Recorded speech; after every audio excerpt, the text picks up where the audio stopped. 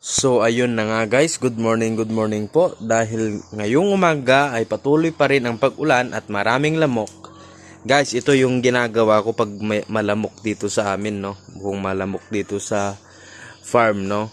Ang ginagawa ko guys, kumukuha ako ng naglagyan ng itlog, no, yung tray na papel, no. Ito guys ang mabisang pantaboy sa mga lamok, yan. Sinisindihan ko guys. Tapos, ilalagay ko ngayon sa ilalim ng mga lamesa dito. Lamesang kawayan, ano guys. Para sa ganon, ma-aware tayo guys na sa tag-ulan, siyempre maraming lamok.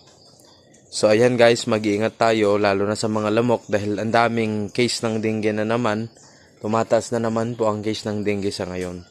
So, good morning po. Mag-iingat po tayong lahat. Ito po, oh. Ganyan po ano. Pwedeng yung side to side sunugin nyo rin para mas malakas yung usok niya. So guys, mag-iingat tayong lahat. Good morning po. Have a nice day.